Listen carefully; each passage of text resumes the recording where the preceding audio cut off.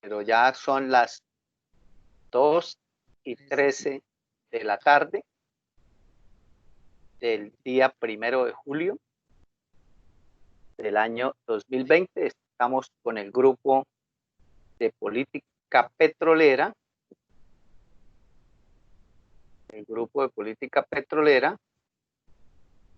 grupo de 2, ustedes, ¿no? Entonces, en la clase anterior, así haciendo como un recorderis, y me voy a volver a la anterior diapositiva, la anterior, en donde terminamos la última clase, pues hablábamos de la ley 20 de 1969, que para mí, después de la ley 120 de 1919, esta ley 20 del 69 viene siendo como la siguiente ley en importancia en el término de política petrolera en Colombia.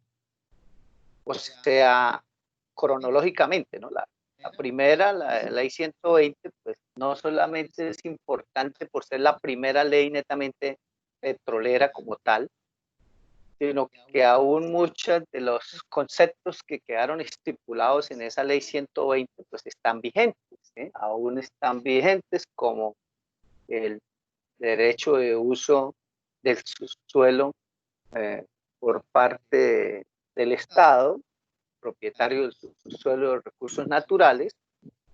De la misma manera está vigente la ley 120, la administración de ese recurso por parte del Ejecutivo, sigue en manos del Ejecutivo, hoy bajo la dependencia de la Agencia Nacional de Hidrocarburos.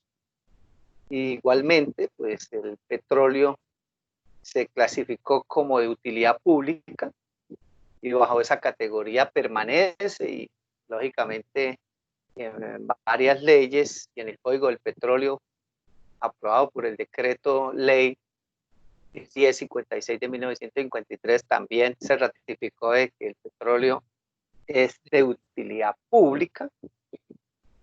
Entonces, todo eso sigue vigente, inclusive la participación en las regalías por parte de los municipios ingresaron a beneficiarse de las regalías también con la ley 120 de 1919. Aquí la ley 20 de 1969, como les dije en la última clase, es muy importante por 3 razones también. Así como con la ley 120 de 1919, yo les dije que era importante 3 puntos establecidos ahí, que fue el que pasara el Estado a ser propietario del subsuelo nuevamente, y el que se declarara el petróleo de utilidad pública y que pasara a ser administrado el subsuelo el Ejecutivo, quien es el que establece el modelo de contrato y adjudica las áreas y firma los contratos. Esos 3 hechos son relevantes en la ley 120.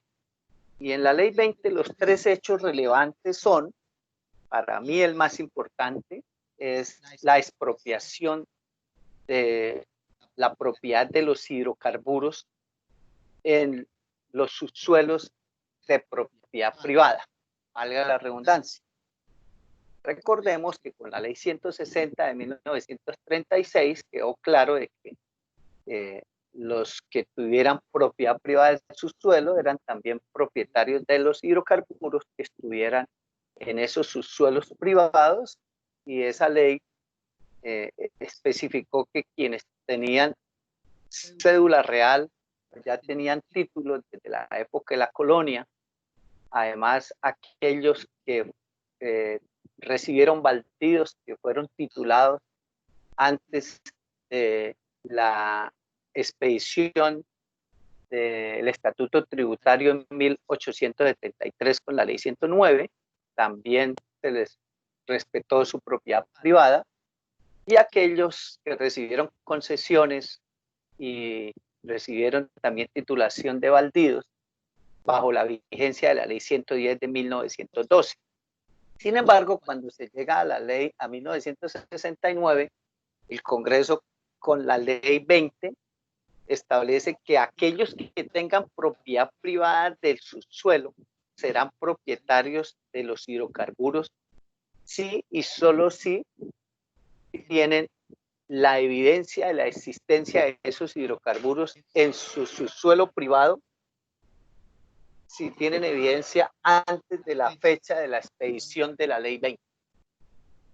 Y les dejaba claro a ustedes en la clase anterior que el Congreso de la República, a raíz de lo que ocurrió con el descubrimiento de Cusiana, que se descubre en unos predios cuyo subsuelo también es propiedad privada, pues entran en un litigio, y para resolver ese litigio a favor de la nación, o sea, a través de Ecopetrol, quien era socio mayoritario en un 50% del contrato Santiago de las Atalayas, y en donde también BP, Triton y Total eran socios del otro 50%, pues el resolver ese litigio llevó a que el Congreso aprobara en 1993, antes de que fallara el Consejo de Estado, en tercera instancia la demanda, aprobó la Ley 97, donde deja claro que se considera la evidencia de la existencia de hidrocarburos contemplado en la Ley 20 de 1969, cuando el descubrimiento de esos hidrocarburos es a través de taladro. O sea que los manaderos que hay allá en la vereda Manaderos y la emanación de gas que llevó a la explosión desapareció al pueblo Santiago de las Atalayas en 1937, pues no se consideran evidencia de la existencia de hidrocarburos tal como lo contempla la Ley 20 del 69. En otras palabras, como lo dice la diapositiva, la Ley 97 lo que hace es reinterpretar con autoridad, lógicamente, la Ley 20. ¿Sí?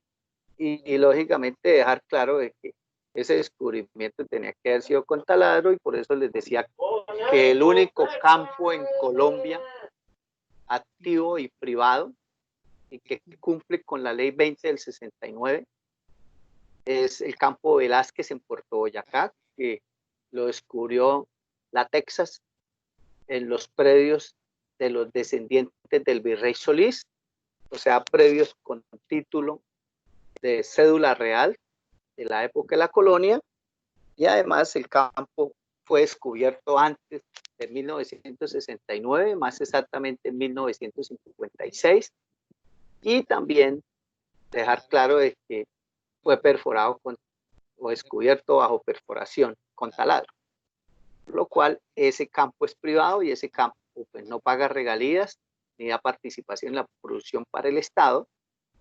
Ahí el Estado no negocia con el propietario, ahí es privado, y ahí el que tiene que negociar con el dueño del predio es la petrolera, que lógicamente Texaco en su momento pues compró esos predios a los descendientes. Eso hoy es de Manzarobar.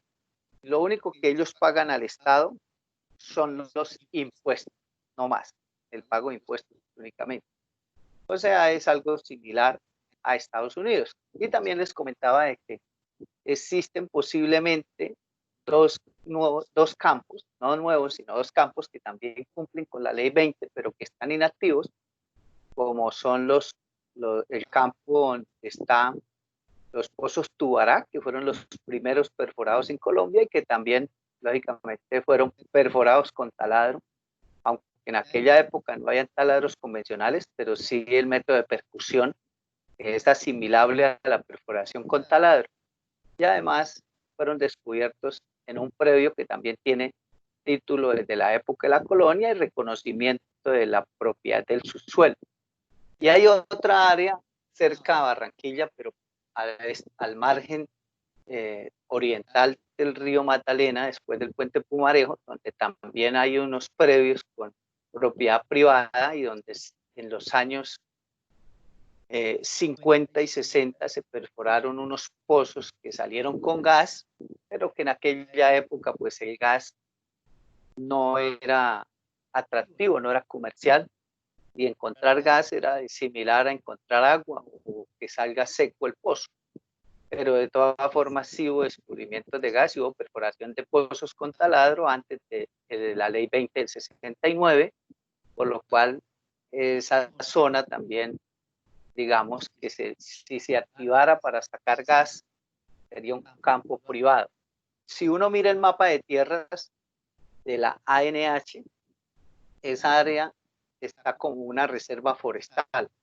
Y no es porque sea una reserva forestal, sino que la Agencia Nacional de Hidrocarburos, para evitar de que cualquier administrador, funcionario que llegue después, porque la NH es una institución gubernamental de política, donde llegan funcionarios en cada gobierno, depende del gobernante de turno. Pues hace poco estaba Morelli, ahora está Zamora. Entonces, el que llegue, pues que no se equivoque y termine adjudicando un área que es privada. Entonces, en el mapa de tierras de la NH simplemente lo tienen como una reserva, porque las reservas forestales, pues, no se pueden adjudicar porque se consideran áreas restringidas. Entonces, en ese sentido, eso sería, digamos, los otros dos campos o dos áreas que a futuro posiblemente podrían activarse y también ser campos privados. Pero repito, el único activo es el de Campo Velázquez en Puerto Boyacá, que produce alrededor de 3.900 barriles por día y es un campo privado. El segundo ítem importante de la ley 20 del 69 es el hecho de que las regalías en su liquidación hayan subido a una tasa del 20%. Hoy eso ya fue modificado mediante la ley 756 del 2002, que es un modelo escalonado. Ahorita más adelante lo vamos a ver, pero esas regalías del 20% pues es un aumento significativo en cuanto a la participación del país en la renta petrolera. Y lo otro importante ahí es la forma como se hizo una redistribución de ese 20%, donde la nación pasó a recibir el 40% de ese 20%, el departamento productor el 47.5% de ese 20% y el municipio productor el 12.5% de ese 20%. Yo les había comentado en una clase anterior que posteriormente, a raíz de los artículos 360 y 361 de la Constitución, mediante la ley 141 de 1994, se decidió redistribuir ese 40% que recibía la nación entre los puertos y los demás entes o entidades territoriales, tanto productoras como no productoras, porque el mandato de la Constitución era de que las regalías tenían que ser distribuidas en los entes territoriales, tanto productores como no productores, a raíz de que para 1991 pues ya no existía la concesión y el modelo que había era el contrato de asociación, donde Ecopetrol se quedaba con la mitad de la producción, o mejor, la nación se quedaba con el 50% de la producción a través de Ecopetrol. 50% de la producción después de regalías, obviamente. O sea, diferente a las regalías, la nación recibía a través de Ecopetrol el 50% de la producción. Que lógicamente si las regalías son del 20% y se liquidan en boca de pozo, pues lo que se repartía el inversionista asociado con Ecopetrol era el 80%. Y la mitad de 80 es 40, entonces Ecopetrol se quedaba con el 40% de la producción y consideraron los constituyentes de 1991 que ese 40% de la producción total era suficiente para la nación como recursos compensatorios y que por lo cual el otro 20% pues era justo que se distribuyera en los entes territoriales y que la nación perdiera esa participación del 40% de las regalías que traía desde la ley 20 de 1969. Bueno, eso fue consignado con la ley 141 del 94, como les dije, en el cual ese 40% que recibía la nación pasa a ser repartido en 8% para los puertos, porque así contempló también la Constitución de que los puertos tenían que recibir, y el otro 32% pasó a un Fondo Nacional de Regalías, donde también entró a participar Cor Magdalena, o sea, la Corporación en Defensa del Río Magdalena. Entonces, ahí a ese Fondo Nacional de Regalías, que recibía el 32% de las regalías, 32 del 20, ¿no? 32% del 20, porque el 20 es lo que liquidan, y los porcentajes que yo estoy hablando es cómo se distribuyen las regalías. O sea, una cosa es cuánto nos pagan, que es la liquidación, y otra cosa es cómo nos la repartimos. Entonces, en esa repartida entra por Magdalena, la Corporación de Defensa del Río Magdalena, repito, y entran también los entes territoriales no productores. Pero ahí había un requisito de que los entes territoriales no productores tenían que presentar proyectos conjuntos, o sea, de beneficio común, donde se beneficiaran mínimo 3 municipios, mínimo 3. Entonces, por ejemplo, un municipio no petrolero, como por decir Capitanejo aquí en Santander, que no es petrolero, podía presentar un proyecto al Fondo Nacional de Regalías, pero ese proyecto tenía que beneficiar 2 municipios más vecinos, o sea, tenían que presentarlo en conjunto.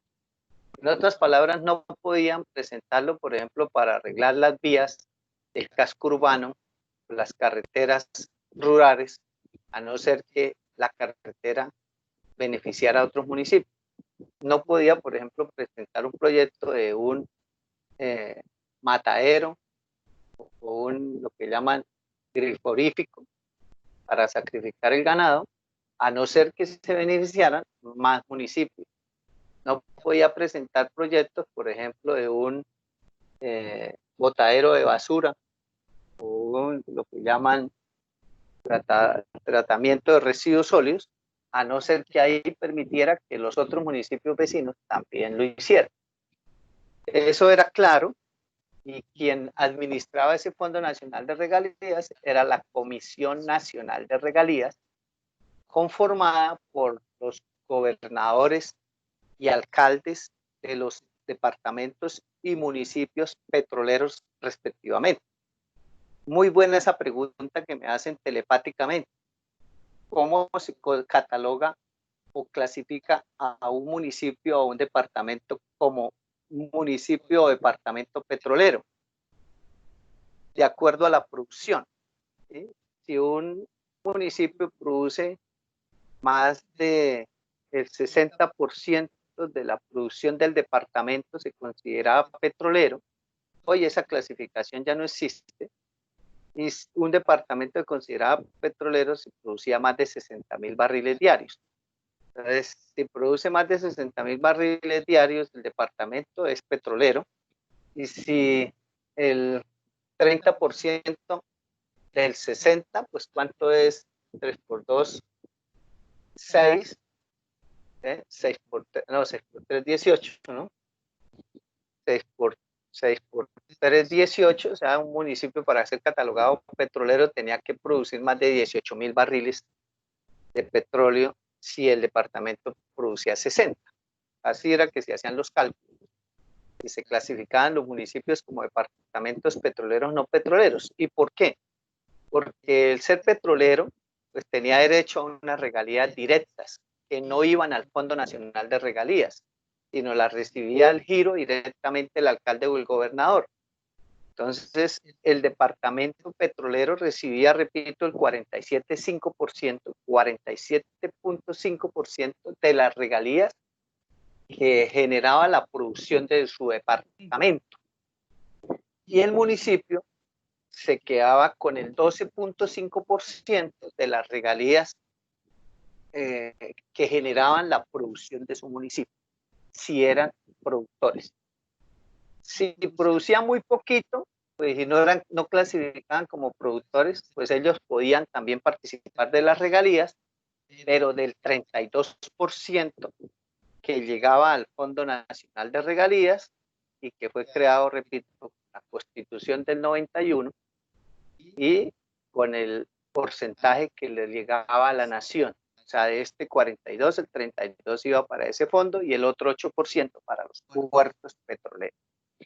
Eso era en sí hasta la ley 141 de 1994 y con la ley 756 del 2002, que es la ley que está vigente en cuanto a liquidación, pues se cambia ese porcentaje del 20 a un porcentaje escalonado que ahora lo vamos a ver más adelante.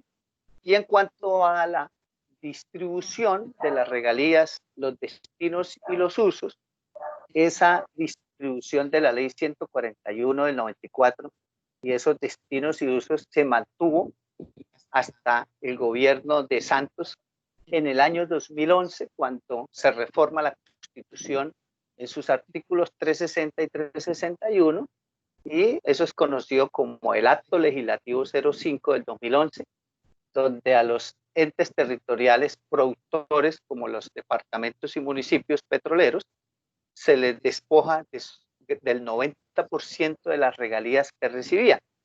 Entonces ya no dejaron de recibir, por ejemplo, departamentos productores el 47.5 y pasaron a recibir solo el 4.75, o sea, el 10%. Y los municipios que recibían el 12.5 pasaron a recibir el 1.25%.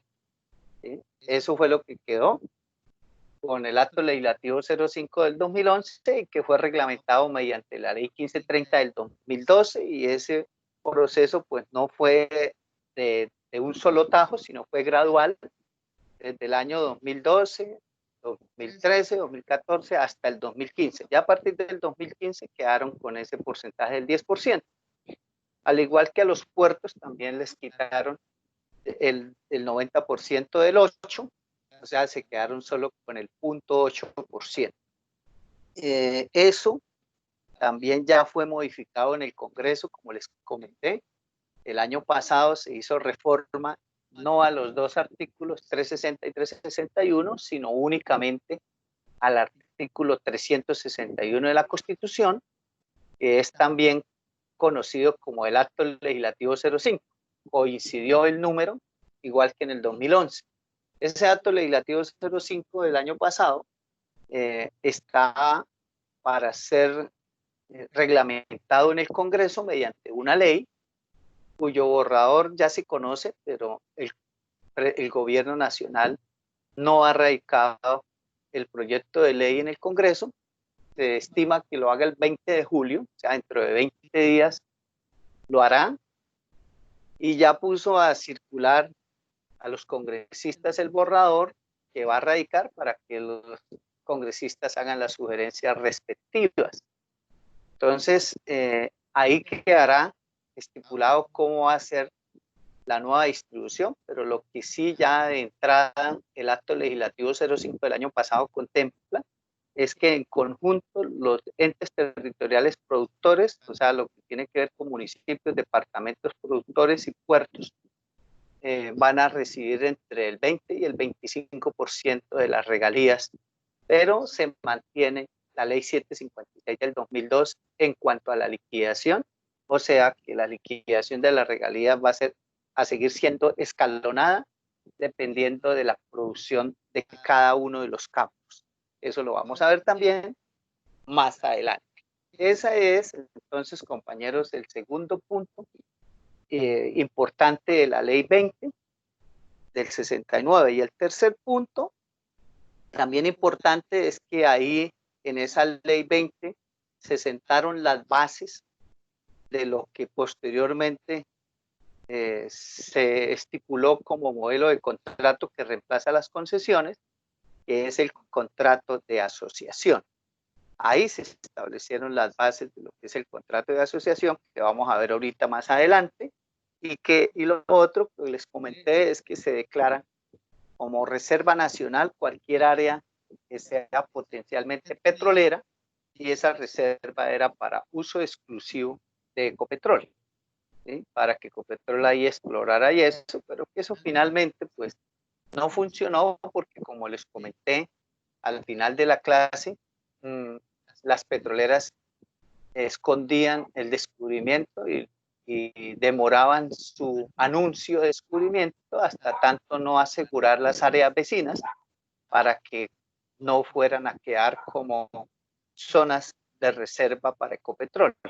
Y de esa forma, pues como les comenté, de Caño Limón y de Cusiana, pues tanto el Occidental como BP y sus socias lograron hacerse a las áreas vecinas con, en el caso de Caño Limón, con la firma de otro CIS al contrato, aumentando el área del bloque hasta la frontera con Venezuela, y en el caso de la BP, firmando nuevos contratos tanto al norte como al sur y al occidente y al oriente del descubrimiento.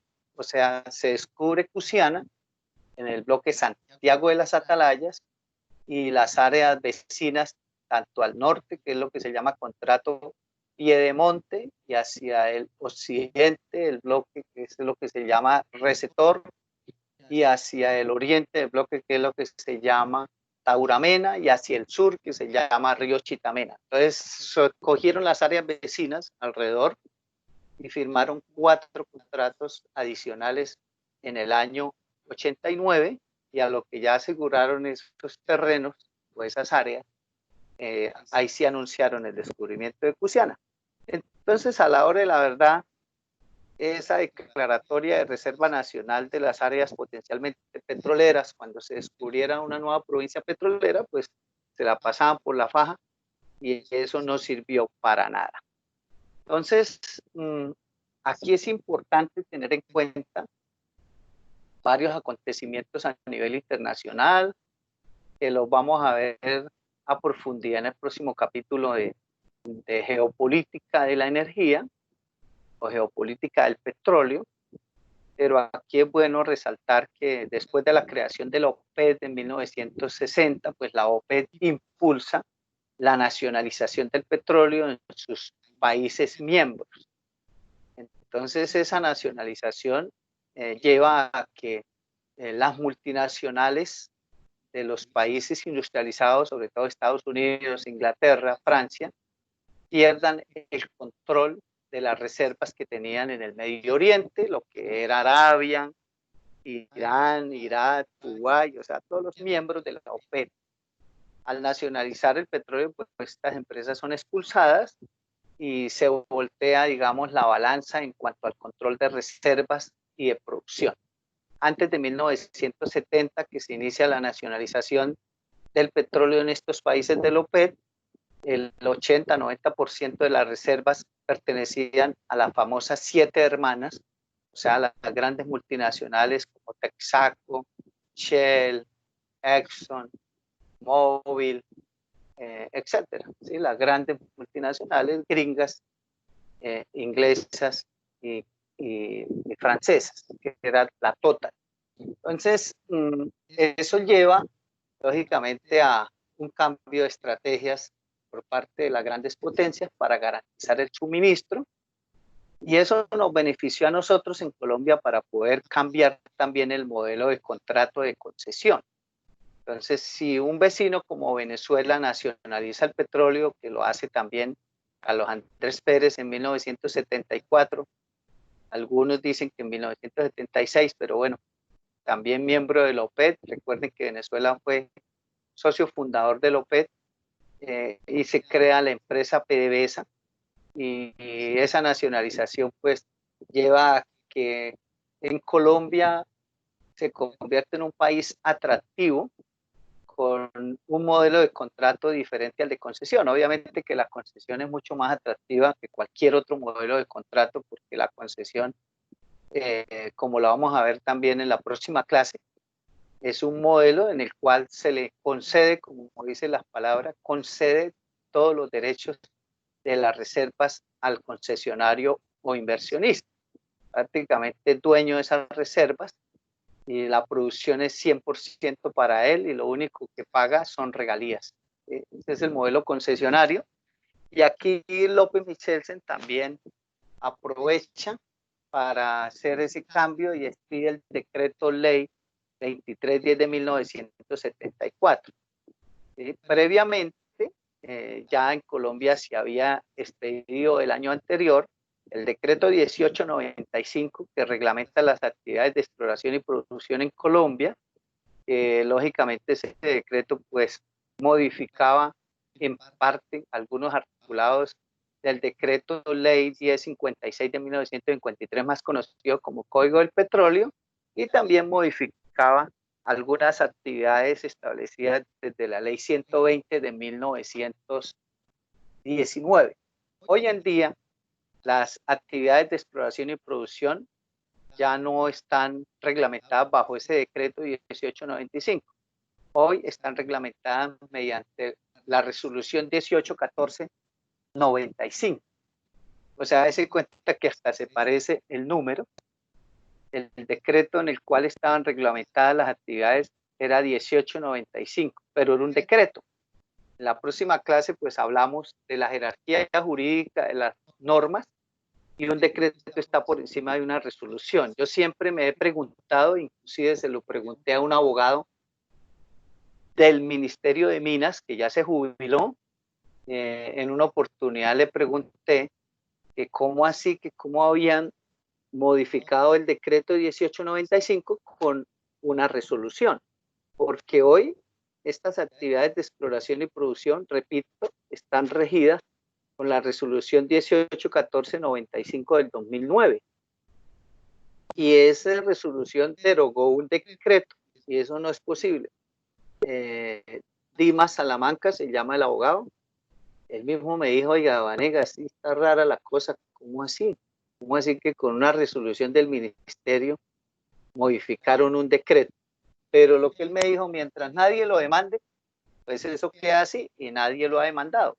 ¿Sí? Obviamente cualquier ciudadano puede demandar la resolución 1814-95 del 2009, argumentando pues que se viola la jerarquía jurídica porque la resolución está modificando un decreto que es el 1895.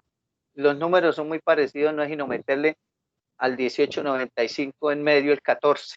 ¿Sí? Y así es la resolución actual con la cual están reglamentadas las actividades de exploración y producción.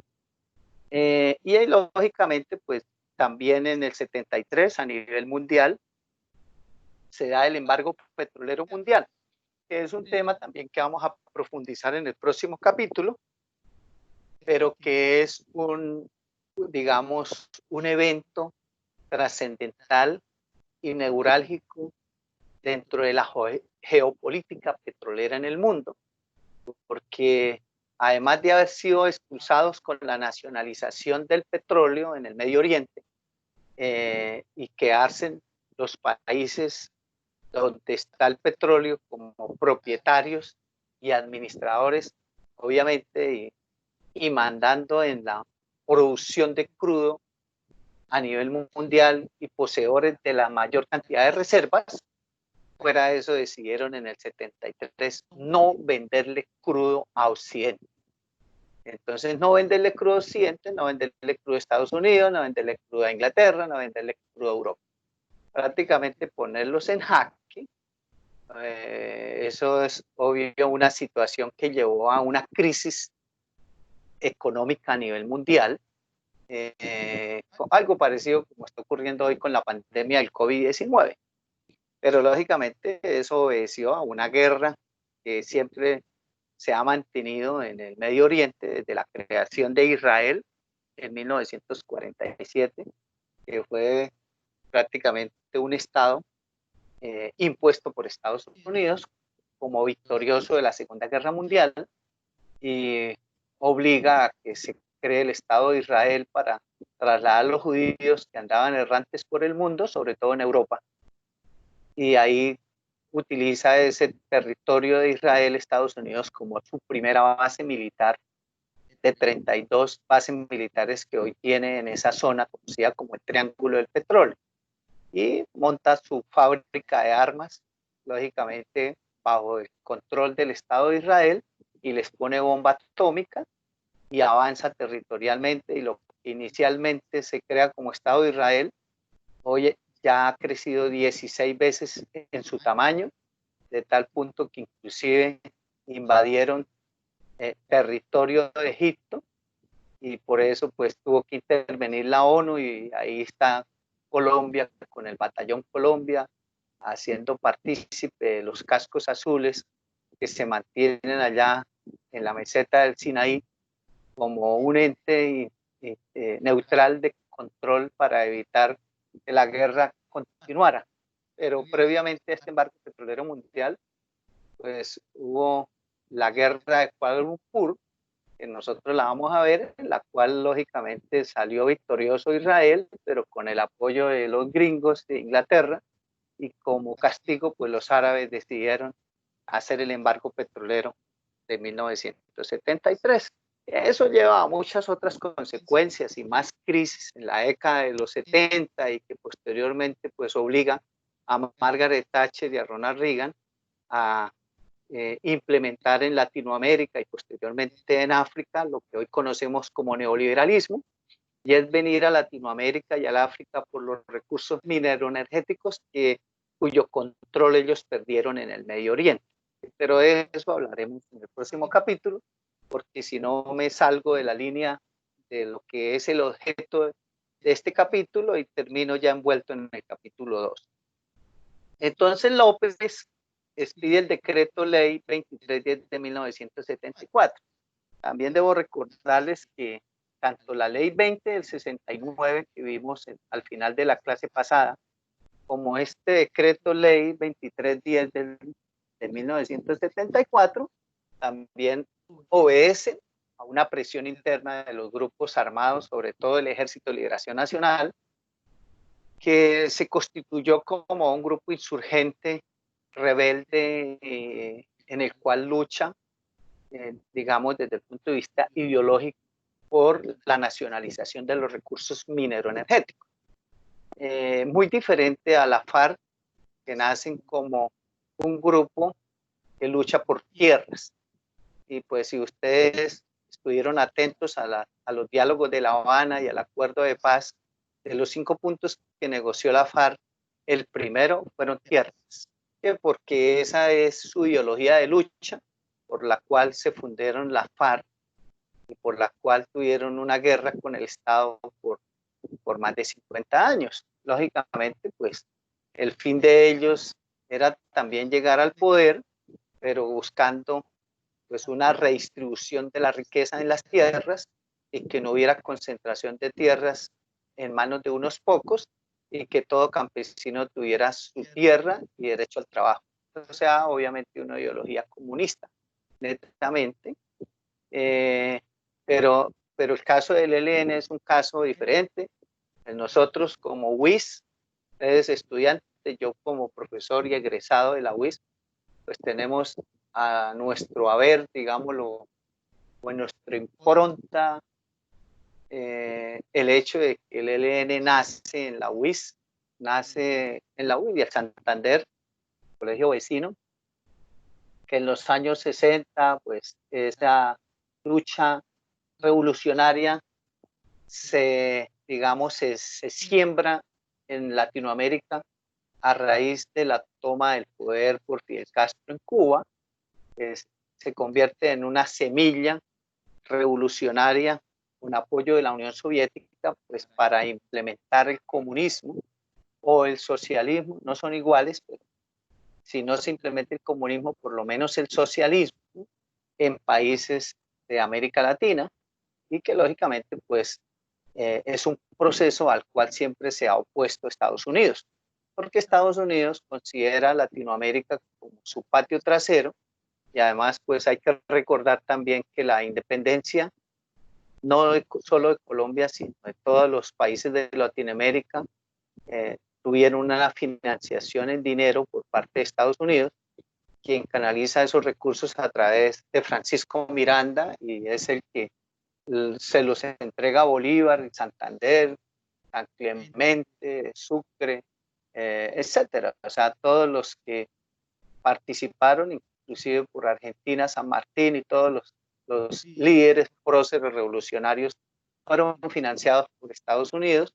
Por eso cuando Duque en un momento dijo y le agradeció a los padres de la patria de Estados Unidos el apoyo a la independencia nuestra de España, muchos le hicieron memes y todo, pero porque lógicamente nunca vieron un soldado norteamericano aquí unido a filas de Bolívar, ni Santander, ni Sucre, ni que el líder en Venezuela no era solo Bolívar, sino recuerdan el líder, inclusive fue el que rompió la Gran Colombia, no Urdaneta, sino, se me fue el nombre. Todos estos próceres de la independencia, pues, repito, fueron financiados por Estados Unidos, pero en billetes, ¿sí? Inglaterra también participó, inclusive Inglaterra sí puso armas y ejércitos. Recuerden que en la batalla del Pantano de Vargas, la Legión Británica es la que entra para poder obtener la victoria contra Barreiro, y también hubo soldados franceses. Entonces, lo que ocurrió con la independencia de las colonias de América realmente fue una lucha o una guerra o mejor dicho, es una estrategia geopolítica de Inglaterra, Francia y Estados Unidos para quitarle las colonias a España. Eso fue algo geopolítico así, de esa manera, y le quitaron esas colonias a España, y nosotros, pues bajo otro modelo de colonialismo, pasamos a ser colonia de Estados Unidos, Inglaterra y Francia. Recuerden que a partir de la independencia, pues digamos, el aporte de Francia fue muy significativo, sobre todo en el sentido de los proyectos importantes, digámoslo, arquitectónicos, de vías, edificios, hasta el canal de Panamá, lo terminó de hacer Estados Unidos, y como les comenté en las clases iniciales, Colombia lo inició fue con Francia, los mismos que fueron los que hicieron el canal del Suez, que luego abandonaron las obras por problemas de paludismo.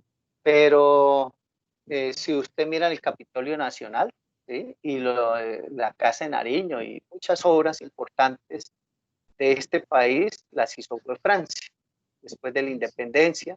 En el caso de Inglaterra, ellos tuvieron mucha influencia en la parte de educación, e igualmente ellos también en la parte de armas y defensa también influyeron mucho.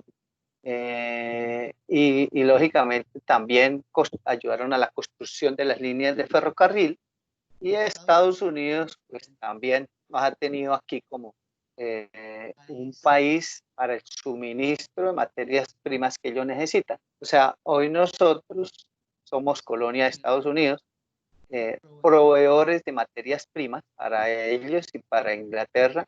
Recuerden que Cerro Matoso pues lo tiene es la empresa BH Billington, que es la empresa minera más grande del mundo, que es anglo-australiana, donde la reina Isabel II es la mayor accionista con un 78% de las acciones. Entonces, ahí el ferroníquel va a dar allá a Inglaterra, y recuerden que el ferroníquel es un mineral muy escaso. En el mundo solo hay 8 minas de níquel y están ubicadas solo en 5 países del mundo, y una de las más grandes, la segunda más grande en reservas, es la de aquí de Colombia, Montelíbano, Córdoba, y es la mina que produce el níquel de mejor calidad del mundo. Pero todo se va en postales para Londres, y nosotros inclusive no hacemos ni nuestras monedas, no tenemos que comprárselas a Inglaterra. Entonces, ellos pues utilizan el níquel para hacer no solo monedas, sino baterías recargables, chips de computadores, acero inoxidables, etcétera. O sea, todos los usos industriales que tiene el níquel. Esa transformación la hacen los ingleses, Aquí no tienen ninguna transformación en las materias primas, lo mismo pasa con el carbón.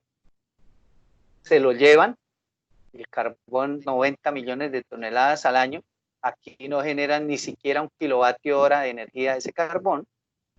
Todo esto también lo vamos a ver en el próximo capítulo. Somos saqueados, nos regalan por ahí alguito, 5% de regalías en el carbón, 12 o 13% en el níquel. Ahorita es 13, antes era 12, porque el contrato se vencía en el 2012, la concesión, y se les extendió hasta el, hasta el 2049, creo que extendía la concesión. Y a cambio de esa extensión de la concesión,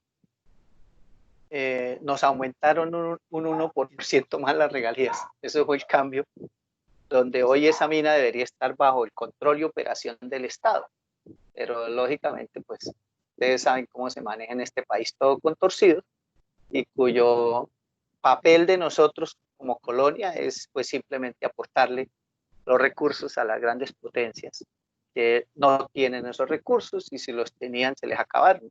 Recordemos que Inglaterra, pues con el carbón desarrolló la primera revolución industrial, que fue lo que fue la máquina de vapor y ferrocarril, barco a vapor, etcétera, pero hoy Inglaterra ya no tiene carbón, solo tiene una mina que tienen proyectada cerrar en el 2029. Pero lógicamente siguen usando carbón, igual que Estados Unidos, igual que Francia. Por ahí los únicos que no están consumiendo carbón hoy en día son Holanda, Alemania, creo que ni Alemania. Alemania inclusive ya ha cerrado unas minas y ya las volvió a abrir.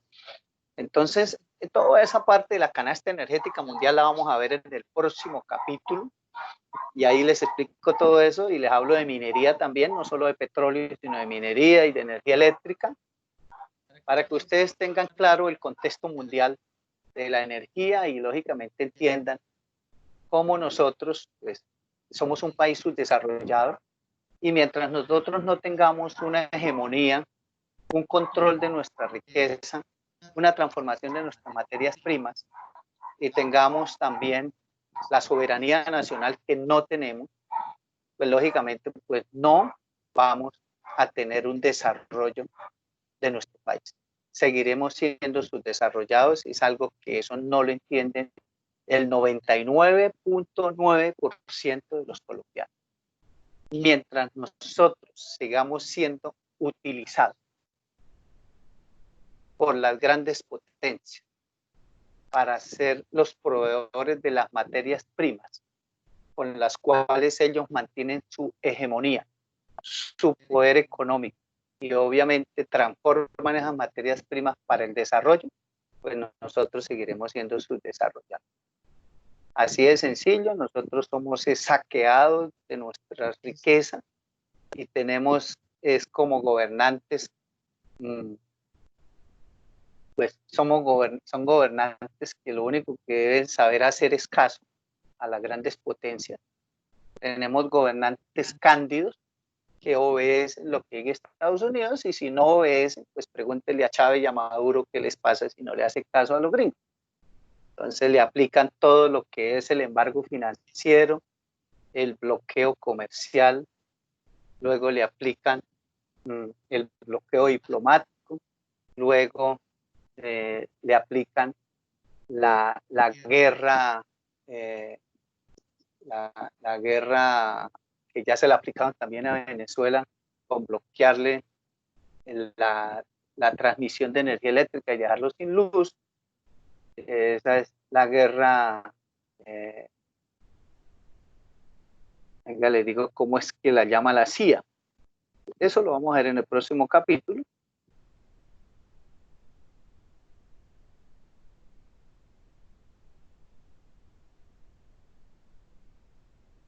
La CIA lo llama, están diapositivas del próximo capítulo, repito, pero ya que se me fue el nombre.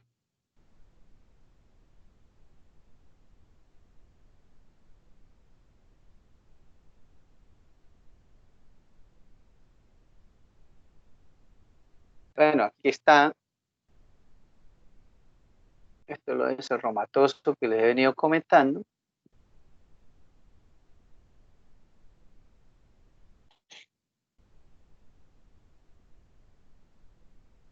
Pero hay un estudio que hizo la CIA en el 2013 sobre cómo será el mundo en el 2030. Y ellos en ese estudio lo dejan claro de que lógicamente pues vendrá ya no guerras como las que se aplicaban antes, de invasión militar, sino van a ser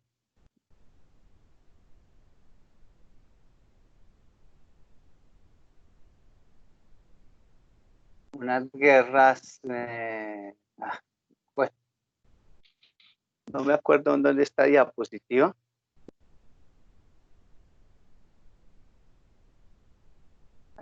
En el grupo de ayer la mostré, ahí se me olvidó. Quería ver si la encuentro más abajo. Me disculpan ahí.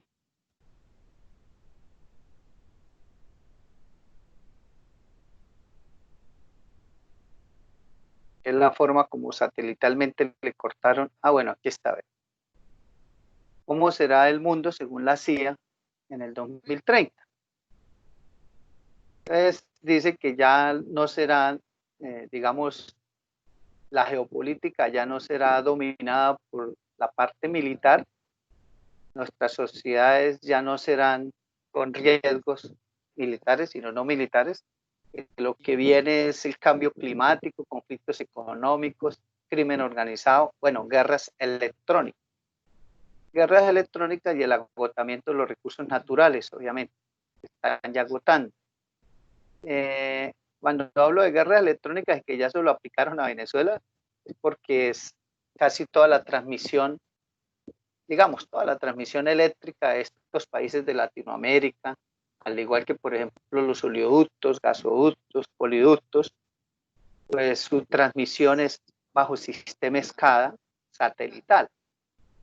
Entonces, ustedes ven cómo, por ejemplo, desde un centro de control en Bogotá cierran y abren válvulas, lo mismo que en Vasconia, y todo es satelital y los satélites pues no son nuestros, el satélite de los gringos y ellos pues nos chusan y así como el internet nos lo regalaron los gringos al mundo, claro que China no lo aceptó, ni Corea del Norte, ni la Unión Soviética, porque el internet es, eso no es, o sea, los gringos no dan puntadas sin ideal, no es nada gratis. El internet lo regalan, pero para obtenernos chuzados, tenernos intervenidos y obviamente manejados. Entonces, si usted le envía a su novia un videíto, los gringos lo ven primero antes de que la novia le llegue a su celular. En eso consiste, lógicamente, el Internet, que es una estrategia militar, lógicamente que el Internet nació en la Marina norteamericana, fue quien lo desarrolló. Y luego lo extiende por todo el planeta. Y el que se deja chuzar, pues somos nosotros que lo vemos como un beneficio. Lógico, tiene muchas ventajas de comunicación rápida y global, pero dése cuenta que las páginas de Facebook y todo, Instagram y todo lo que usted tiene como redes sociales, pues tienen toda su información. Hoy en día, pues están diciendo que no bajen TikTok porque eso es de los chinos y que los chinos lo están metiendo también para poder obtener la información de nosotros. Entonces, son estrategias y por eso se habla de guerras electrónicas. Entonces, si nosotros peleamos con los gringos, pues lo primero que hacen es que nos embargan nuestras cuentas de reservas internacionales. Es como dejarlo a uno sin sueldo, ¿sí? Le embargan a uno el sueldo, es igualito, entonces queda uno sin ingresos. Y luego la segunda medida que le aplican es el bloqueo comercial, en el cual le prohíben a los aliados a que nos compren o vendan. Entonces, por ejemplo, a Colombia le dijeron no le vendan más pollo, ni huevos, ni carne a Venezuela. Entonces, el objetivo es, primero, dejar a los gobernantes que no le hacen caso sin recursos para gobernar. y sin recursos para gobernar, pues el pueblo se indigna porque no les hacen obras, no hay servicios públicos, no hay obras sociales, etcétera. Entonces hay indignación.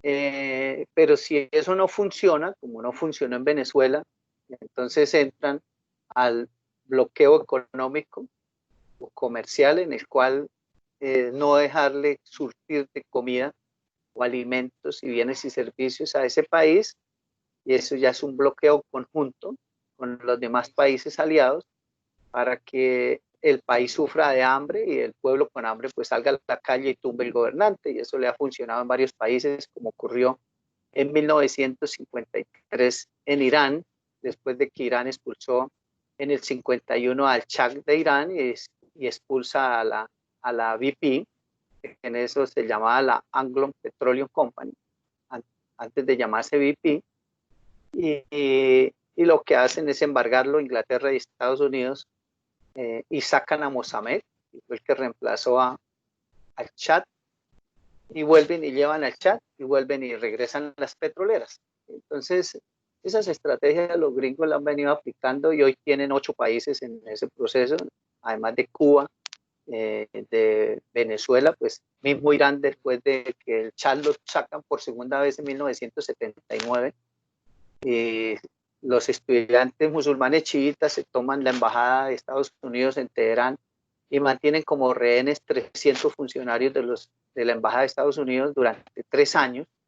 Pues Irán viene sufriendo un embargo, también igual un bloqueo, embargo y bloqueo económico. Y si el bloqueo económico no funciona, que fue cuando ya Venezuela empezó a cambiar petróleo por alimentos con Uruguay, con los países de Sudamérica aliados que estaban gobernados por la izquierda, como el caso de Uruguay, Paraguay, Argentina con los Kirchner, Brasil con bueno, con Lula, Bolivia con Evo Morales, Ecuador con Correa, Chile con Bachelet, o sea, prácticamente todo Sudamérica se volvió izquierda menos Colombia. El aliado número 1 de los gringos ha sido Colombia, que no ha dado su giro a la izquierda, que siempre ha sido gobernado por la derecha. Ideológicamente, pues ahí Venezuela pudo hacer, digamos, comercio con ellos y crearon Mercosur, y también una alianza. Ahí hicieron un pacto, el pacto de San José en Costa Rica, y Chávez pues empezó a dar petróleo a todos los países que no tienen petróleo, países del Caribe, y bueno, así se sostuvo Chávez durante un tiempo. Pero luego llega Maduro, y entonces a Maduro ya se le apretan más las tuercas y le hacen el bloqueo diplomático, y es no reconocerle ninguna de las embajadas. Sus embajadores son expulsados, y fuera de eso le montan un presidente que es Guaidó, y Guaidó pone embajadores en otros países. O sea, se formó es un circo, y esa es la siguiente estrategia, lo que llaman el bloqueo diplomático, y luego le aplicaron la guerra electrónica y lo dejaron a Venezuela sin luz. Lógicamente el pueblo no le echa la culpa a los gringos, porque eso lo hacen satelitalmente, chuzados, y le echan la culpa es al gobernante. Entonces ya que se me dañaron los alimentos, que no puedo ver la telenovela, que me quedé sin internet, todo eso molesta al pueblo, pero todo eso no les ha funcionado a los gringos. No han podido sacar a Maduro, por eso Trump ya habló de que pues iba a sentar a negociar con Maduro, y que la negociación era ver cómo acordaba con él su salida pacífica. Porque es que lo único que le queda ya a Estados Unidos con Venezuela es la invasión. No hay más, porque ya las otras cartas ya las aplicaron y no funcionaron. Entonces, muy difícil. Ahí les pasó lo mismo que con Cuba. Cuba ya en las propias narices de los gringos. Inclusive con Cuba intentaron la invasión militar en Bahía Cochinos y no pudieron, ¿sí? Entonces, ¿por qué? Porque los rusos la Unión Soviética en su momento le montó ojivas nucleares disparando hacia Washington desde la isla de Cuba, y entonces la Unión Soviética en su momento con la Guerra Fría les dijo, bueno, invadan Cuba, saquen a Fidel Castro y nosotros le disparamos una ojiva nuclear. Entonces los gringos se quedaron quietos. Eso más o menos es el temor con Venezuela, porque Chávez fue muy estratégico y le entregó, por ejemplo, la faja del Orinoco a China y a Rusia. O sea, aquí nosotros pues no somos un país con una potencia militar ni nada, pues si no queremos tener unos amos a un lado, pues nos toca aliarnos con otro y de seguir siendo, pues tener el otro amo al otro lado. Entonces, lo que hizo Venezuela fue desobedecer al amo gringo y pasar a ser obediente al amo chino y ruso. Y lógicamente, pues eso genera un conflicto muy grande desde el punto de vista geopolítico, que ahí ya el enfrentamiento militar en Venezuela no sería contra Maduro, sino contra Rusia y contra China. Entonces eso ya es de alto turmequé, como dicen en Boyacá, o de gran envergadura, como dicen en la costa. O sea, eso ya es de pesos pesados y no es fácil de que Estados Unidos se le meta a Venezuela. Muy complicado. Tiene que ser, obviamente, producto de una negociación con China y Rusia para poder sacar a Maduro y que ya Maduro pierda el respaldo de China y de Rusia. Pero ahí tendrían que negociar otras cosas las grandes potencias, pero Estados Unidos no acepta de que en Latinoamérica, que es su patio trasero y su control desde el punto de vista geopolítico, pues se le meta las narices los rusos y menos los chinos. La situación es complicada porque Estados Unidos sí quiere meter las narices por allá en Asia y Europa. Recuerden la guerra de Vietnam y la guerra de Corea. Entonces los chinos le dicen, ¿cómo ustedes si vienen y meten las narices aquí?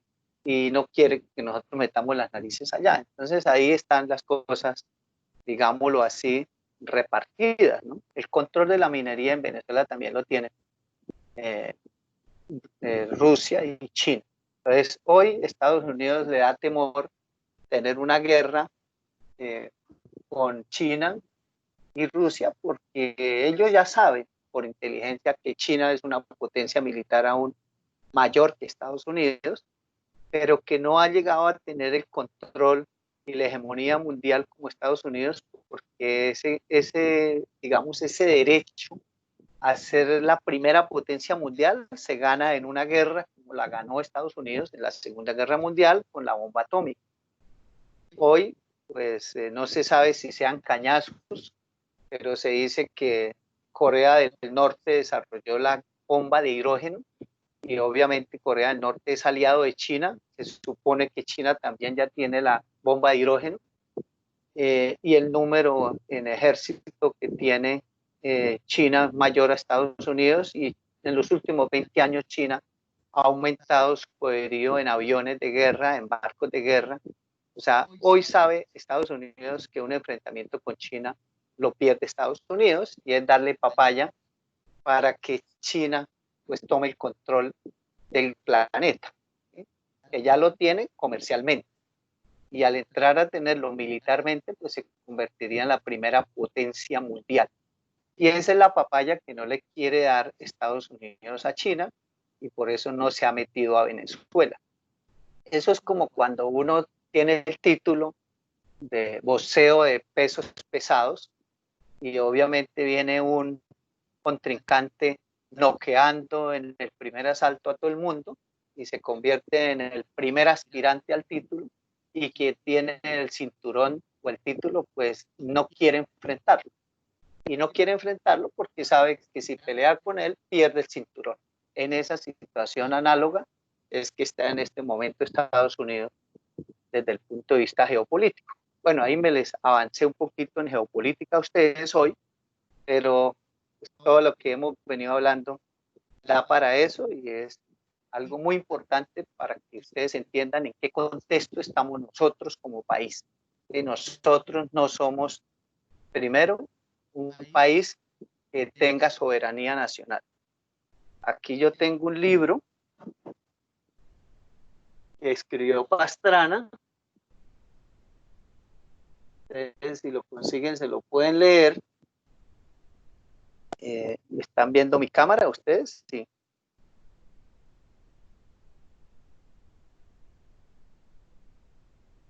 ¿Me confirman por ahí? Sí.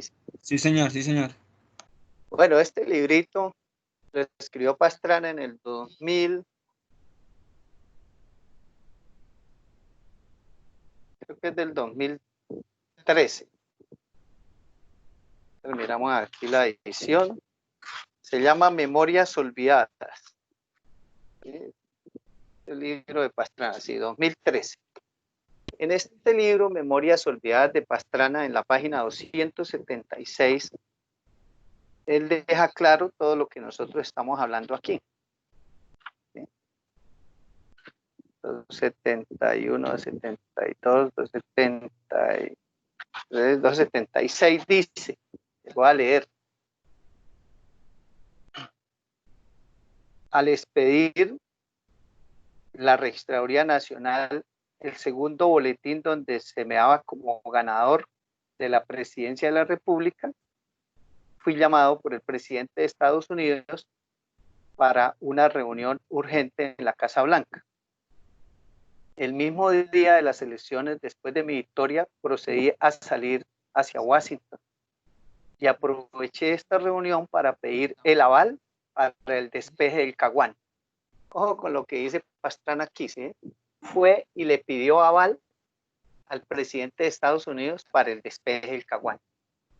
Bueno, eso que hizo Pastrana de salir el mismo día de las elecciones para Estados Unidos, ustedes que tienen fresca las elecciones pasadas donde se elegido Duque, recuerden que pasó lo mismo. Duque el mismo día de las elecciones salió para Washington, la misma noche. Ni siquiera celebró con su equipo de campaña electoral. Lo mismo le pasó a Santos, lo mismo le pasó a Uribe, lo mismo le pasó a Samper, lo mismo le pasó a Gaviria. O sea, eso demuestra que nosotros somos una colonia de Estados Unidos y que lógicamente nuestros gobernantes tienen que hacerle caso a los gringos. El único requisito para ser presidente en Colombia, según los gringos, es que hagan caso. Y obviamente el hecho de pedirle el aval para el despeje del Caguán a los gringos demuestra de que nosotros no tenemos soberanía. Nosotros no tenemos soberanía. Lo correcto, si tuviéramos soberanía, es que Pastrana le hubiera pedido permiso a los alcaldes de los municipios despejados. ¿Por qué? Porque por ley 136 de 1994, el administrador del municipio es el alcalde municipal. Eso que se está viendo del rifirrafe y contrapunteo por el control o las medidas contra el COVID-19 entre Claudia López y Duque, y que obviamente Claudia López se las gana a Duque, y si quiere cerrar el aeropuerto lo cierra, y si quiere mandar en cuarentena total a todo Bogotá, lo puede hacer porque es que ella es la alcaldesa. Lo mismo, un alcalde de cualquier municipio tiene el control de su municipio. En el municipio manda el alcalde. ¿Sí? Antes de la Constitución de 1991 y desde 1886, pues el poder estaba centralizado en Bogotá, pero la Constitución del 91 impera por una descentralización administrativa. Y muchos de sus artículos, pues, lógicamente establecen que debe haber descentralización administrativa, y algunas leyes como la 134, la 136 del 94, pues le da empoderamiento a los municipios. Por ejemplo, si aquí en la UIS los estudiantes hacen una manifestación en las afueras, ahí en el Caballo Bolívar, y llega el SMAT, es porque el alcalde autorizó el SMAT. Ahí no manda el gobernador, ni manda el presidente, el alcalde. Lo mismo ocurre en cualquier municipio. Inclusive la industria petrolera, para poder meter maquinaria amarilla a un municipio o maquinaria pesada que transite por el municipio, tiene que tener permiso de la alcaldía. Entonces, la alcaldía tiene ese poder. Lo que sucede es que aquí los alcaldes, en su gran mayoría, desconocen eso Se sabe que muchos alcaldes son muy ignorantes en cuanto a las normas y por eso terminan embalados porque no conocen las normas y terminan destituidos y hasta presos o con aseguramiento. Dese cuenta que hace poco ya la fiscalía le emprendió cargos a el exgobernador de Antioquia y es alcalde de Medellín, Fajardo, porque él hizo un préstamo con un banco, aquí un banco colombiano, pero hizo el préstamo en dólares, en moneda extranjera, y no es que la haya hecho para robarse la plata, obviamente no lo acusan de eso, sino que él violó una norma que desconocía, y es que para que un alcalde haga un préstamo en moneda extranjera tiene que pedirle permiso al Banco de la República, y él no se le solicitó permiso al Banco de la República. Entonces, lógicamente que ese desconocimiento hace que se mantenga la cultura de antes del 91 de que mandan es en Bogotá, y entonces los alcaldes le hacen caso al presidente. Bueno, y además lo que sí está centralizado es el presupuesto. Por ejemplo, los entes territoriales se les tiene prohibido cobrarle impuestos, por ejemplo, a la industria petrolera, ¿sí? Y el único que puede crear un impuesto en el país es el Congreso de la República. Hasta la estampilla por WIS no es aprobada ni por la Asamblea Departamental y menos por el Consejo Municipal, sino es aprobada por el Congreso.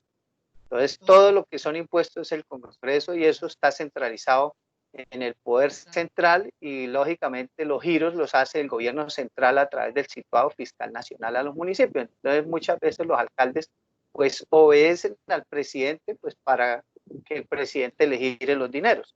Pero lógicamente esos dineros también ya están establecidos. De pronto lo que se puede beneficiar un alcalde por ser lambiricas o arrodillado y lamberle al presidente es algunos recursos adicionales que le pueden de pronto girar, pero en sí los presupuestos ya están establecidos.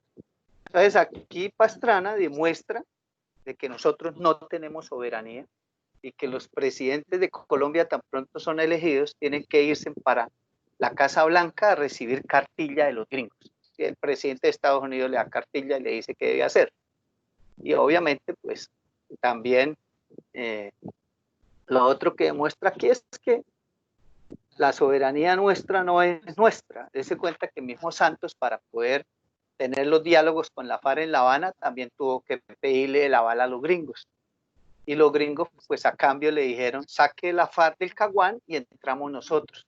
Entonces, después de que sacan a la FARC del Caguán, allá ya han adjudicado 62 bloques petroleros bajo concesión a empresas gringas con cero participación para el país en la producción. O sea, bajo el modelo concesionario, ¿sí? Que es el que tiene vigente la Agencia Nacional de Hidrocarburos. Entonces, saque allá la FARC y entramos nosotros a sacar el petróleo que hay allá, porque allá es donde se considera como la segunda faja del Orinoco. O sea, el Orinoco se considera una faja que continúa de Venezuela hacia Colombia por los llanos y donde hay más acumulación de crudo pesado es ahí en el Caguán. Allá en el Caguán el petróleo, para los que no han ido, eso brota, ¿sí? Usted camina allá y por todos lados hay manaderos y hay sitios donde el crudo usted camina y parece que estuvieran montados en un colchón. Entonces todo lo de cañocristales y todas esas cosas, eso está lleno de petróleo. Entonces eso se ha sabido desde mucho antes, pero allá no se podía ingresar ni se adjudicaban esas áreas porque estaban la FARC. Y además, pues muchas de esas zonas son reservas forestales, como Tinigua, como mismo los Picachos y como abajo en la parte de la Macarena, bueno, la parte de Cañocristales, todo eso son reservas forestales. Sin embargo, recuerden que hubo un problema por Cañocristales porque siendo reserva forestal, Parque Nacional, le adjudicaron el bloque Serranía a la empresa UPECOL de Estados Unidos, de la cual pues hace 4 años tuvimos una pelea en el Congreso. Ustedes de pronto la conocieron de un rifirrafe ahí con la florinata de la industria petrolera y el Ministerio de Minas, donde estaba presente el presidente de ACIPET, el presidente de la ACPET, estaba el presidente de Ecopetrol, Juan Carlos Echeverri. y nos agarramos por la licencia ambiental que le adjudicaron a UPECOL en una zona que ya se les había prohibido o se les había negado mejor la licencia ambiental en el 2014, pero terminaron volviéndola a adjudicar en el 2016. Y eso llevó a un repudio nacional por las redes sociales, medio país se opuso, y finalmente pues a Santos le tocó recular y echar para atrás y quitar la licencia ambiental. O si no, ya estuviera metidos en el caño más bonito del mundo, que no solamente es un patrimonio de los colombianos, sino es un patrimonio mundial, como lo es Caño Cristales. Y aquí le sigo leyendo y dice Pastrana que a cambio del aval para el despeje del Caguán, el presidente de Estados Unidos me solicitó bajarle a las regalías petroleras y a la participación del país en la producción. O sea, los gringos no dan puntadas sin dejar, compañeros. Los gringos dieron el aval en un territorio que no es de ellos, pero ellos lo consideran de ellos, ¿sí? Y a cambio de dar el aval, pues nos dijeron bájele a las regalías, y eso es importante porque Pastrana es quien modifica la ley 20 del 69 con la ley 508 del plan de desarrollo, bajando las regalías al 5%. Del 20 al 5, eso lo vamos a ver ahorita más adelante. ¿Sí? Es que nos alcance el tiempo, porque yo terminé dándoles hoy una clase de geopolítica. Y también Pastrana modificó el contrato, el contrato era escalonado, donde el país recibía el 50% de la producción después de regalías. Teníamos un factor R en el cual después de 60 millones de barriles producidos, pues la participación del país iba aumentando. Cuando era escalonado y cuando era factor R, apenas el inversionista recuperaba la inversión que había hecho, la participación del inversionista disminuía y la del país aumentaba, pero el inversionista nunca tenía más del 50% de la producción.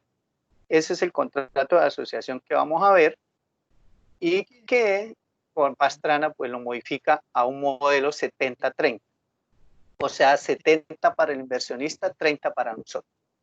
Y sube el factor R de 1 a 1,5, o sea que la disminución del 70 hacia abajo en la participación del inversionista no empieza cuando él haya recuperado la inversión como lo tenía Ecopetrol antes, sino que se da después de que el inversionista haya recibido el 150% de la inversión.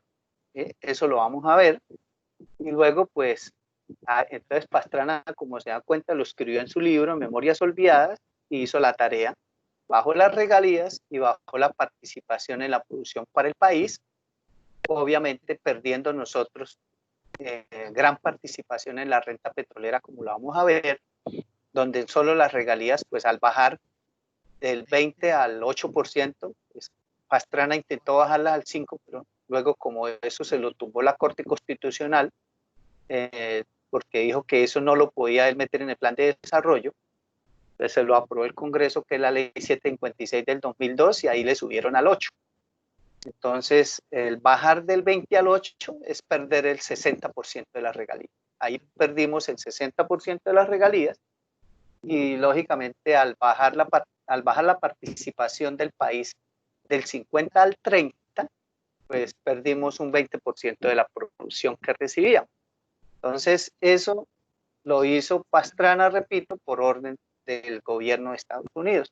Y posteriormente, pues vino Uribe, pide el decreto ley 1760 del 2003, le hace la inscripción Ecopetrol, crea la NH y desmonta el modelo de contrato de asociación y regresa al modelo concesionario que López Michelsen había prohibido en 1974, que es donde vamos, y el cual pues también le comenté a grandes rasgos a ustedes en la primera clase del semestre. Entonces ahí sí, como quien dice, con Uribe, y tuvimos un retroceso de 100 años, porque volvimos fue al modelo de hace 100 años. Y en la mayoría de los bloques que la ANH ha adjudicado, pues la participación para el país es cero, ¿sí? Como los bloques que han adjudicado de forma directa, no por rondas, sino en forma directa, que es a dedo, en el Caguán, donde estaba ocupado antiguamente por la FARC.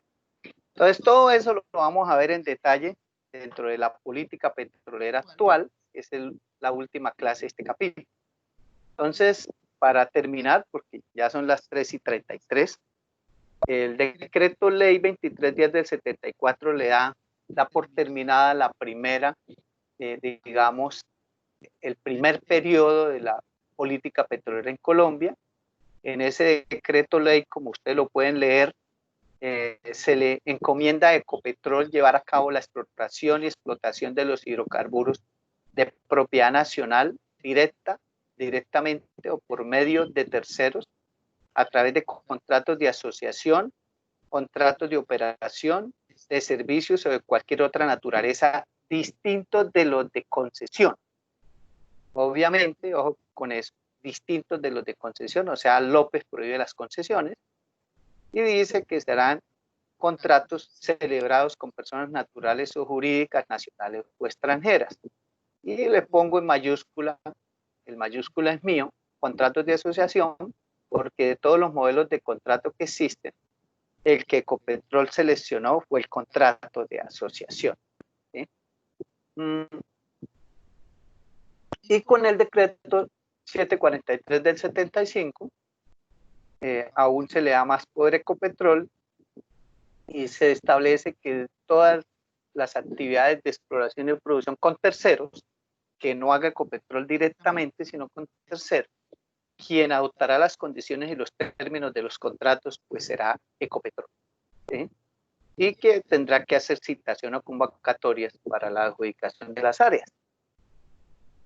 Entonces, como se pueden dar cuenta, las funciones que el Congreso de la República le encomendó al Ejecutivo en 1919 bajo la ley 120, López Michelsen se las delega a la Junta Directiva de Ecopetrol a través del decreto ley 2310 de 1974, aprovechando una situación parecida a la actual, porque recuerden que con el embargo petrolero mundial de 1973 se genera en Occidente una crisis económica.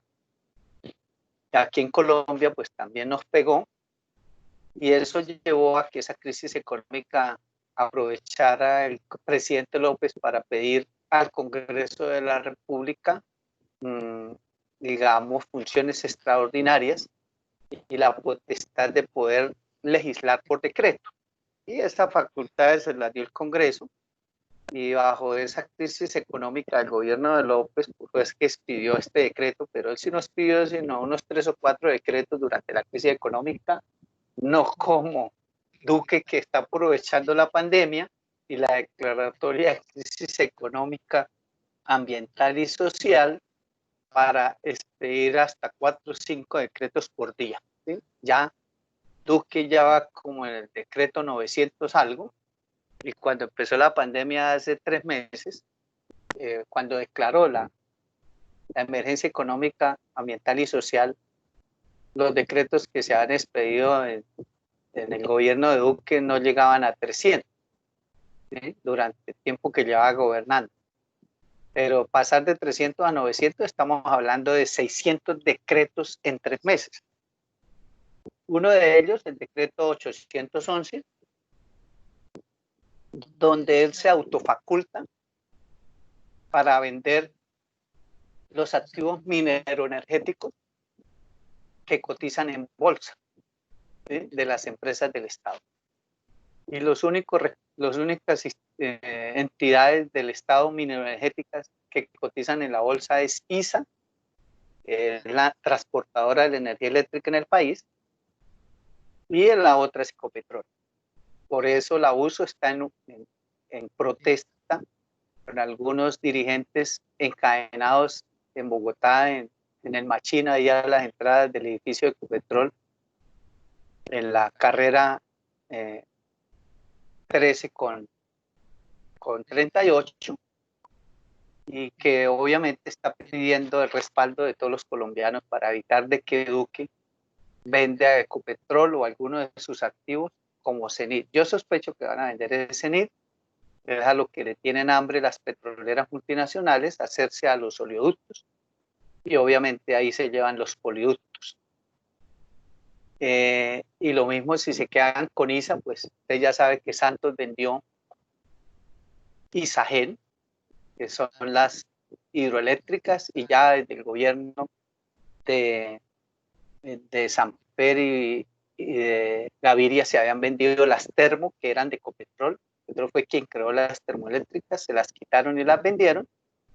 Ya habían vendido también en el gobierno de Gaviria Paz de Río, o sea, las minas de hierro. De la misma manera, ya le han quitado a Ecopetrol la comercialización de los combustibles que eran los terpeles y lo vendieron en el gobierno de Samper. Eso ya es de los chilenos. Pastrana vendió Carbocol, o sea, el Cerrejón, del cual también vamos a hablar más adelante. Uribe, pues, el gobierno de Samper le quitó a Ecopetrol los gasoductos y crea Ecogas, que luego Uribe, cuando llegó Uribe vendió Ecogas. Hoy es TGI y está en manos de Sarmiento Angulo. De la misma manera, pues, bueno, eso vendieron hasta el nido de la perra, compañeros, porque hasta las minas de sal las concesionaron todo. Hoy en día el 100% de la minería en este país está en manos privadas y el 80% de las minas está en manos de multinacionales. Cero de minas en manos del Estado. Y lo único que queda es Ecopetrol e ISA.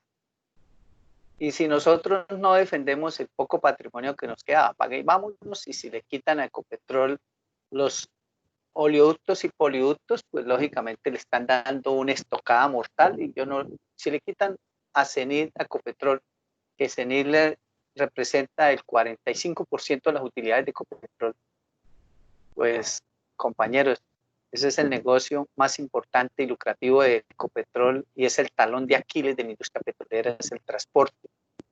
Es la joya de la corona de Ecopetrol. Si se la quitan, yo no le pongo a Ecopetrol más de 5 años. 5 años ya no tendremos empresa, o si existe, pues ya no será de nosotros los colombianos, ¿sí? Pasará como las otras empresas mineroenergéticas.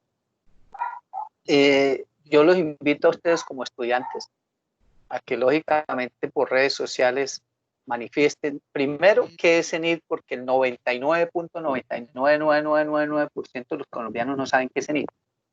Hay que decirle al pueblo colombiano que CENIT es Ecopetrol, así como Jocol es Ecopetrol, Equion es Ecopetrol, Reficar es Ecopetrol, Propilco es Ecopetrol, Bioenergy es Ecopetrol. O sea, Ecopetrol hoy la tiene fraccionada en 27 activos, 27 empresas, y la estrategia de fraccionarla es venderla por pedazos y con nombres diferentes a Ecopetrol para que el pueblo colombiano descuidado, ignorante y que anda pendiente de las telenovelas, los reality, los partidos de fútbol y otras huevonadas, no se dé cuenta que lo que están vendiendo es Ecopetrol.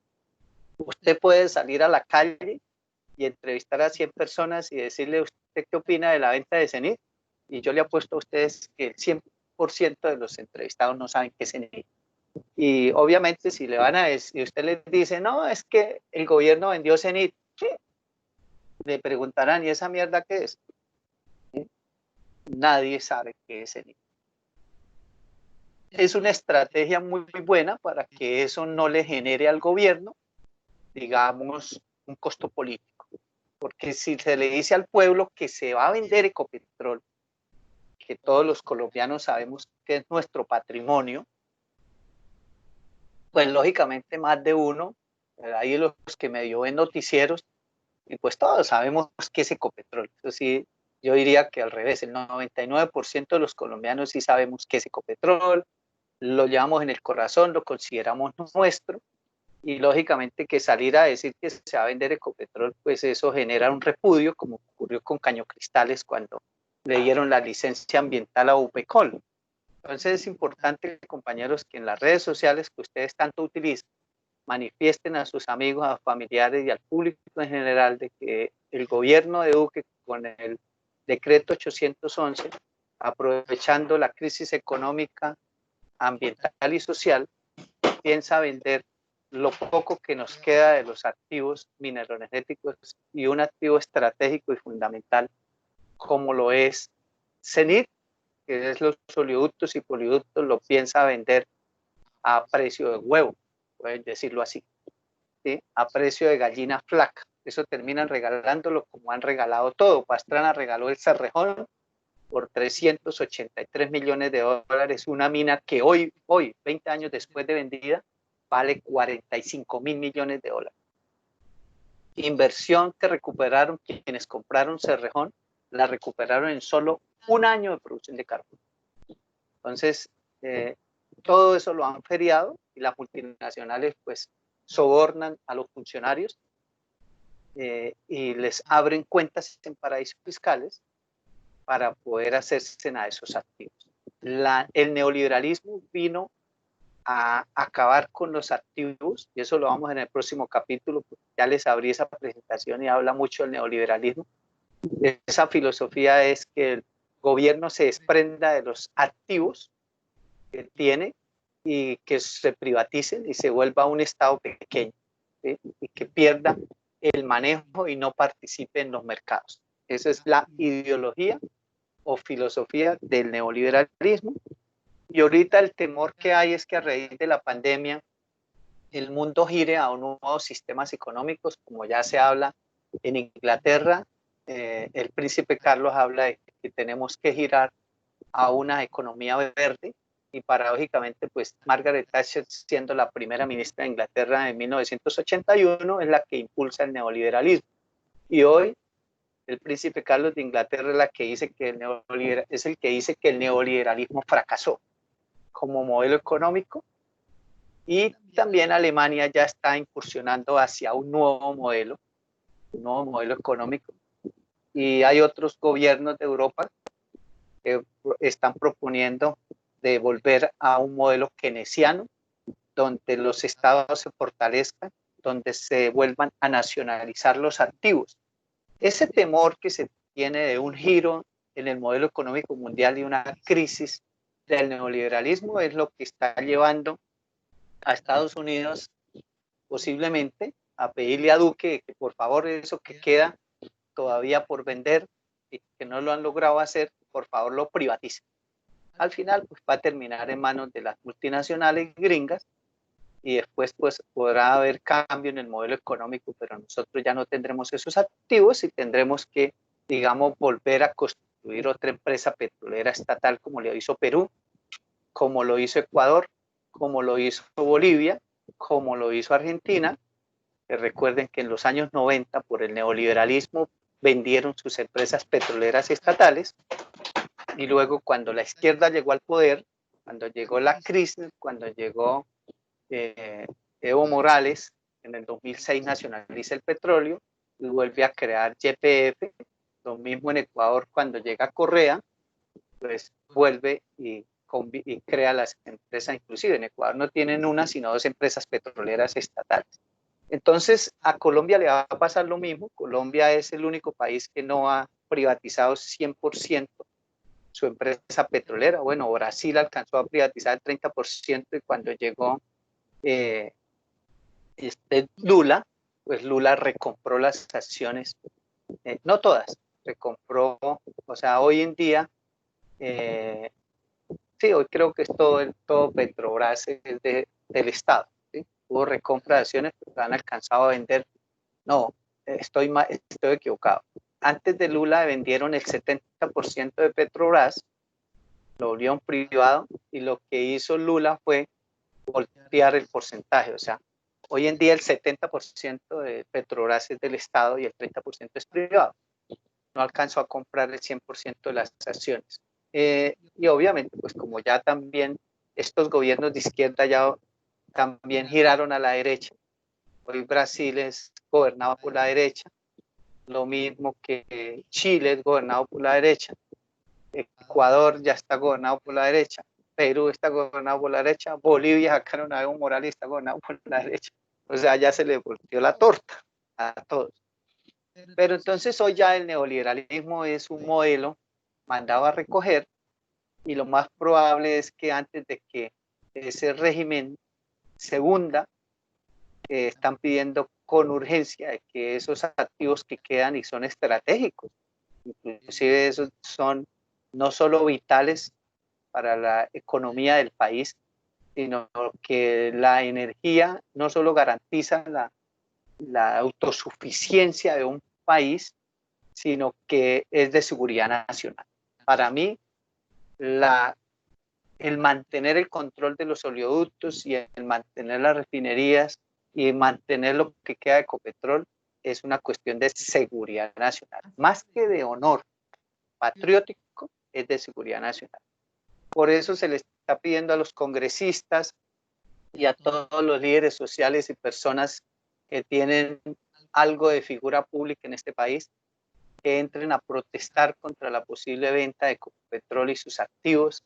Y por eso ustedes han visto en las redes sociales a muchos líderes, sobre todo de partidos alternativos, manifestarse con comunicados de prensa, con videitos cortos como Leonidas, como muchos congresistas que han estado en contra de ese decreto 811.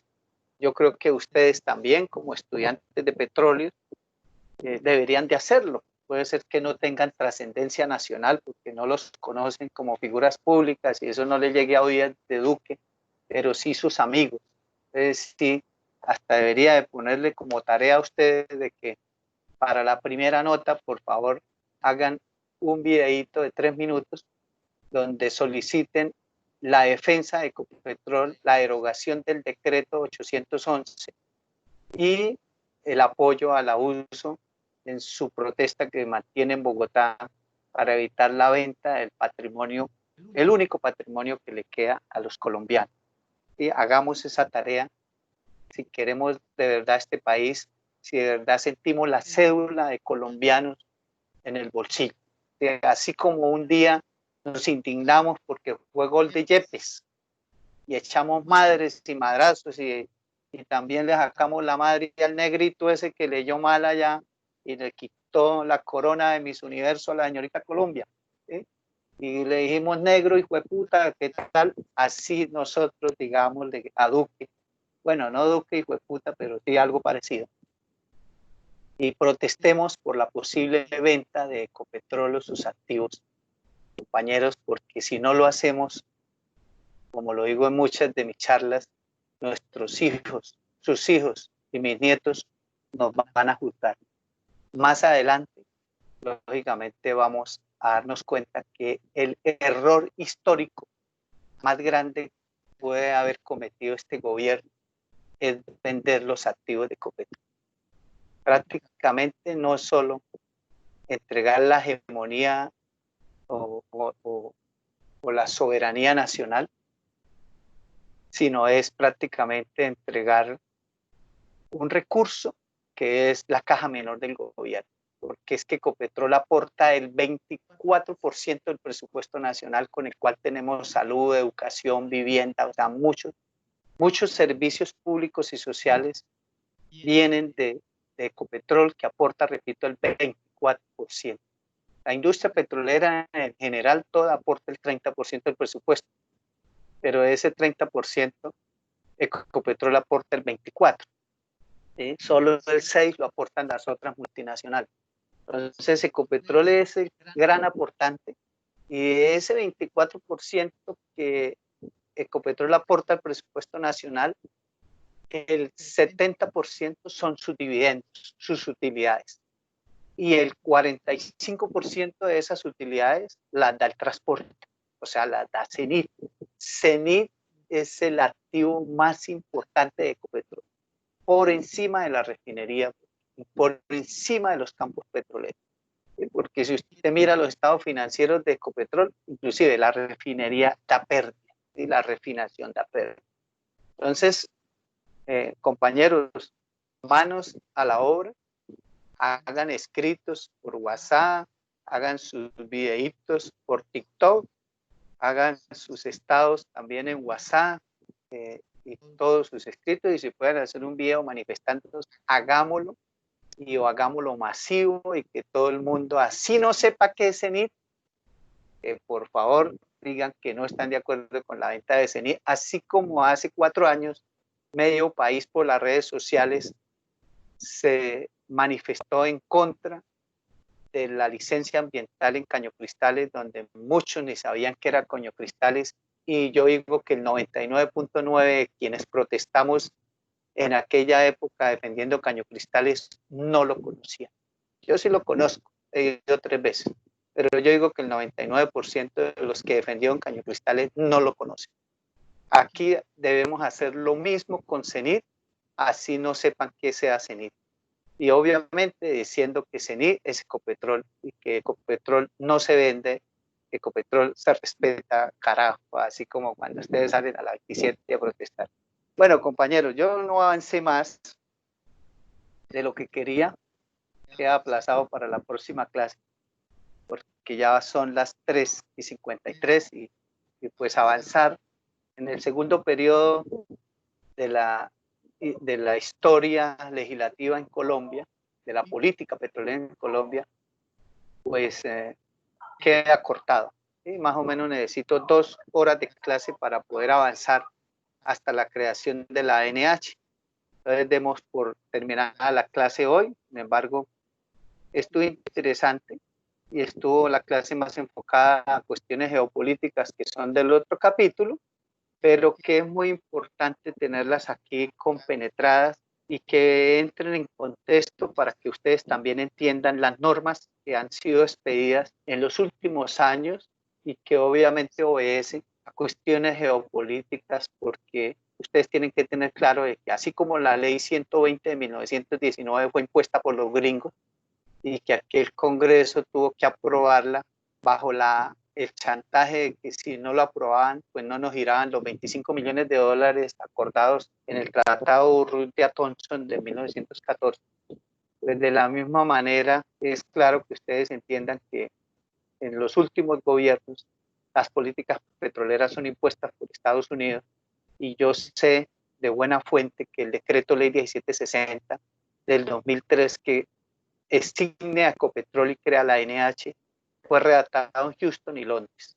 Me lo dijo una ex asesora de Uribe, que eso llegó directamente de allá, y así como mismo Armando Zamora, que fue el primer presidente de la ANH y hoy es el actual presidente nuevamente de la ANH, él en un congreso de gas, de Naturgas en el Hotel Houston en Cartagena en el año 2004, siendo yo director de la Escuela de Petróleos y con la presencia del profesor Julio Pérez, Nicolás y Emiliano, yo le pregunté que cuál era el padrino político que él tenía para haber sido elegido el primer presidente de la ANH, y él me dijo que a él Uribe no lo conocía y que él estaba como vicepresidente financiero en un banco en Londres y que él recibió una llamada de Houston de donde le ofrecieron el cargo. O sea, el cargo de primer presidente de la ANH, para que ustedes lo sepan, no fue, digamos, como cuota política de nadie, ningún congresista lo respaldó, tampoco obedeció a una preferencia del presidente Uribe, así como el hoy fiscal, que es amigo íntimo de Duque, y lo puso de fiscal.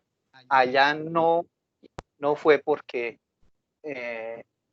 Armando Zamora fuera amigo de Uribe ni de la familia, sino a él mismo nos dijo ahí en esa reunión que él era caleño y su familia era caleña, pero que él había migrado a España muy joven y que había sido funcionario de Repsol y que Repsol lo había encomendado en Houston, donde hizo muchos amigos de la industria petrolera. Ustedes saben que Houston es la meca del petróleo en el mundo, la capital petrolera mundial, y que luego él renunció a Repsol y terminó de vicepresidente financiero, repito, en un banco en Londres, que ahí fue cuando a él lo llamaron de Houston a ofrecerle el cargo. ¿Eso qué significa? Que la política petrolera actual así como los cambios que hizo Pastrana en el 2000, en el 99 y 2000, y que lo consigna en este librito que él escribió. De la misma manera, pues a Uribe le impusieron el cambio del modelo de contrato y el quitarle a Ecopetrol la administración del subsuelo, crear la NH, volver al modelo concesionario, entregar los bloques con cero participación para el país. Ya habían bajado las regalías con Pastrana y lógicamente pues que privatizara Ecopetrol, la convirtiera en una empresa por acciones y empezar a vender acciones. Obviamente todo eso ha transcurrido. Últimamente con Duque pues, piensan dar el zarpazo final y repito, pues primero como estrategia dividieron la empresa por pedazos para comérsela como un ponqué y le cambiaron los nombres para que los colombianos no nos demos cuenta que es lo que van a vender ese Ecopetrol. Entonces, compañero, feliz tarde y feliz resto de semana. Los espero dentro de 8 días. A ver si ahí sí damos por terminado por lo menos la parte de este segundo periodo hasta la creación de la NH, y ya la última clase de este capítulo pues la vamos a dedicar exclusivamente a evaluar los resultados de la ANH, que han sido nefastos y por lo cual se demuestra que eso fue un fracaso para el país, pero obviamente un éxito para los gringos, y que algún día, cuando ustedes lleguen a gobernar este país, se acuerden de esta clase y miren a ver cómo le tuercen el pescuezo a ese proceso colonialista bajo el cual nosotros estamos sometidos por parte de los gringos. Muchas gracias, compañeros, y feliz tarde. ¿Alguna Gracias, pregunta? ingeniero. Hasta luego. Gracias, ingeniero. Hasta luego. Hasta luego, ingeniero. Hasta luego, ingeniero. Hasta luego, Gracias, ingeniero. Hasta luego. espero los videitos de respaldo, compañeros, contra la venta de Ecopetrol y de CENIT. Hasta luego, ingeniero. Gracias.